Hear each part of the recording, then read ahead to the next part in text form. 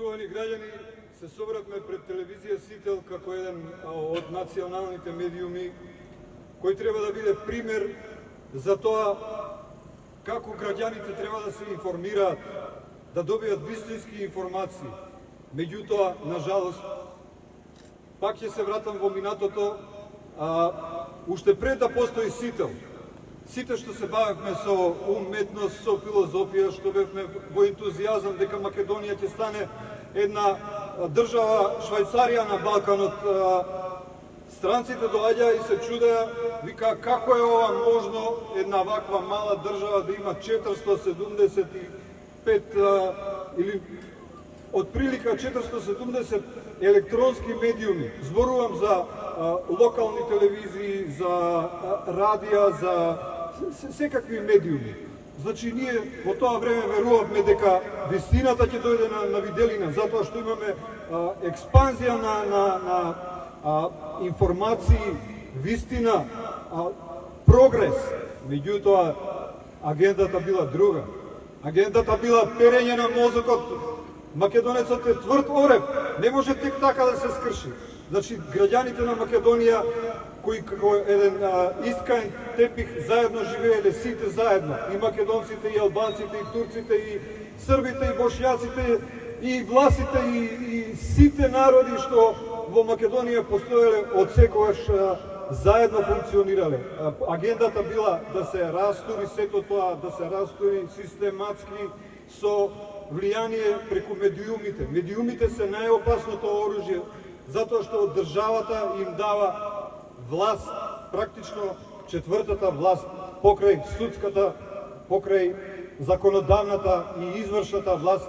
Медиумите би требало да бидат четвртата власт, коректор, седма сила, коректор на секоја грешка што ќе се случи во општеството. А грешки, криминал, како што кажа председателот господин Јорго Огненовски, господината Светлана, господинот Ѓорѓи, навистина е тешко нешто ново да се каже. Меѓутоа, во овој момент морам да се вратам на историјата. Тоа беше 95-та година, ништо не е сменето од тогаш, напротив. Господинот Јохан Петерсон, кој од нашата диаспора, која има огромна подршка за демократите, има една многу точна, многу прецизен напис. Вика, Джубокс медиум, кој ќе стави повеќе пари, тој ќе го рекламира. Не зборуваме ние за економски реклами, зборуваме за политика. Политиката не смее да биде рекламирана. Политиката не смее да биде водена од финансиски олигархии, моćници финансиски, затоа што денеска светот оди со светлосна брзина напред. А каде е остана Македонија? Ние истата ситуација имаме од пред 30 години и таа станува се полоша и полоша. Ние почнуваме да го пробиваме дното, кое сега приметуваме дека дното нема дно. Се додека имаме држава, имаме шанса да носиме нови закони, да донесеме пред се закон за слободни листи. Македонија, ако е една изборна единица, тешко дека овие што ја контролираат Македонија ќе дојдат да можат да контролираат и понатаму. Народот ќе има шанса да избере квалитетни луѓе кои ќе знаат на кого да го дадат својот глас. Сега, јас би сакал една работа, да не ги молам националните медиуми и другите медиуми да не презентираат нас. Јас само ќе им кажам еден факт кој што се случува во светот, бидејќи тоа го работам со години и го познавам. Светот оди толку брзо напред, затоа нема да се знае за 6 месеци што ќе биде. Медиумите кои се така наречени джубокс медиуми, набрзо ќе ги изгубат своите финансиери, затоа што ќе ја изгубат својата моќ. Доаѓаат нови системи, нови медиуми.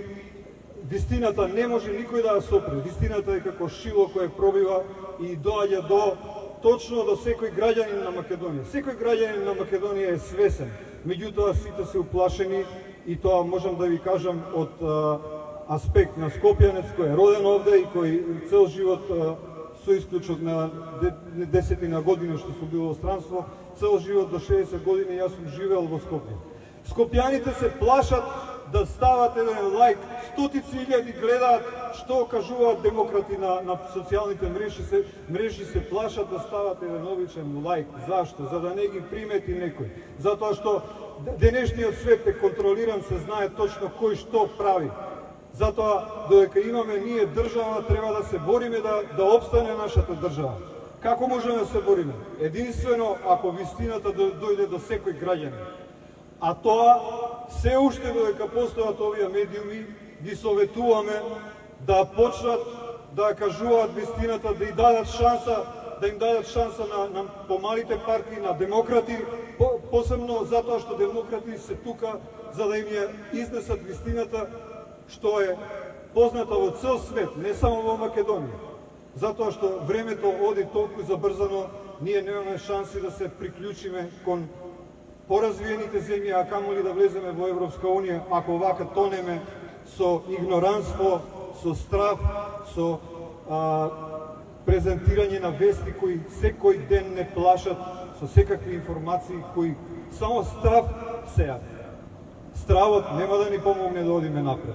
Само храброста, само решеноста, само свртеноста кон себе може да не покрене и да не врати назад, да бидеме сами за себе добри, за својата околина добри, за својата фамилија добри, за својата држава да бидеме добри. Инаку нашата држава отиде каде што не треба.